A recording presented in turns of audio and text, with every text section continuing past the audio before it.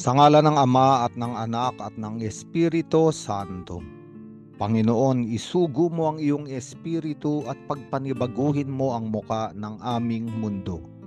Ang Ebanghelyo sa araw na ito ay mula kay San Marcos, Kabanata 16, talata 9 hanggang 15. Sa Ebanghelyong ito ay nagpakita si Jesus na muling nabuhay kay Maria Magdalena, kung saan 7 demonyo ang pinalayas.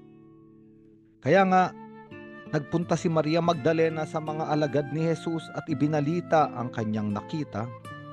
Ngunit dahil ang mga alagad ay kasalukuyang nagluluksa at nalulungkot, hindi nila pinaniwalaan si Maria Magdalena.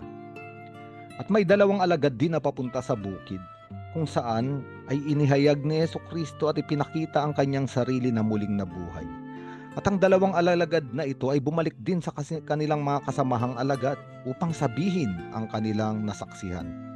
Ngunit ayaw pa ring maniwala ng mga alagad. Kaya nga nagpakita na si Jesus sa 11 alagad habang kumakain ng mga ito. Sila ay pinagalitan niya dahil sa hindi nila panananalig sa kanya at dahil sa katigasan ng kanilang ulo. Dahil ayaw nilang maniwala sa mga nakakita sa kanya. Pagkatapos na siya'y muling mabuhay. Kaya't sinabi ni Jesus sa kanila, habang kayo'y humahayo sa buong mundo, ay ipangaral ninyo sa lahat ng tao ang magandang balita. Ano ang magandang balita? Ang magandang balita ay ang muling pagkabuhay ng ating Panginoon. Ngunit sa ating mabuting balita sa araw na ito, napakahirap itong paniwalaan. Kahit na nga ang 11 alagad na kasakasama ni Jesus na nakatanggap ng kanyang mga pagtuturo ay hindi madaling maniwala. Hindi sila makapaniwala sa pagsaksi ni Maria Magdalena at ng 2 alagad na nabuhay ang Panginoon. Kinakailangan pang si Jesucristo mismo ang magpakita sa kanila. Ang sabi ni Jesus, dahil sa katigasan ng kanilang ulo at sa kakulangan ng kanilang pananalig.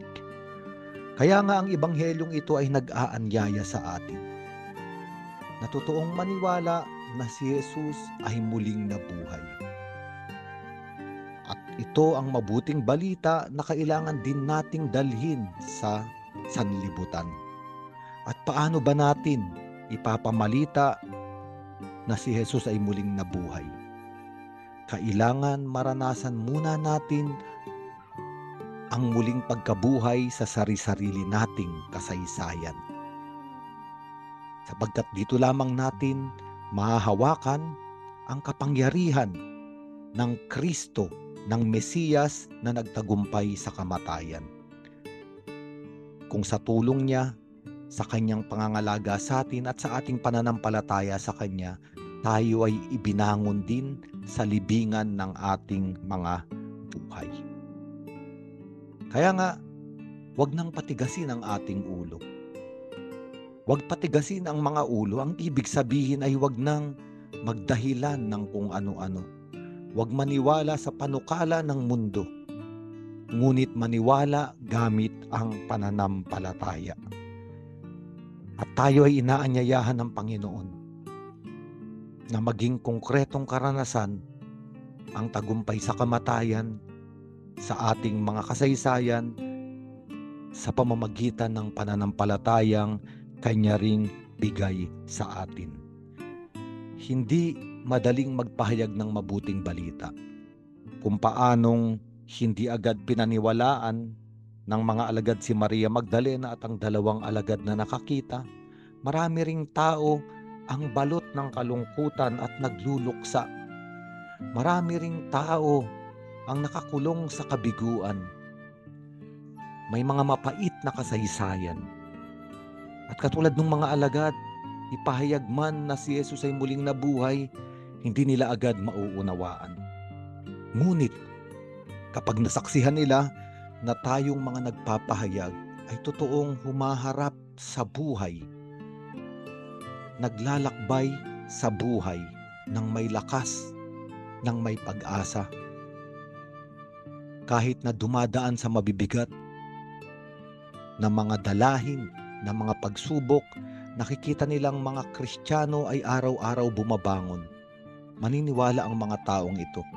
Nakakulong man sila sa pagluluksa at kabiguan, kapag nakita nila ang mga kapwa nila na may pananampalataya, na araw-araw gumigising, iminumulat ang mga mata, tinataas ang paningin sa langit, at umaasa at nananampalatayang sa bawat araw na haharapin ay kasama ang Diyos at ang kanyang anak na si Jesus na nagtagumpay sa kamatayan, unti-unti ang mga taong pinagpapahayagan natin ng mabuting balita ay maniniwala, sapagkat makikita nila sa buhay ng mga saksi ng mabuting balita ang muling pagkabuhay at ang buhay na walang hanggan, na alay at handog mula sa kalangitan.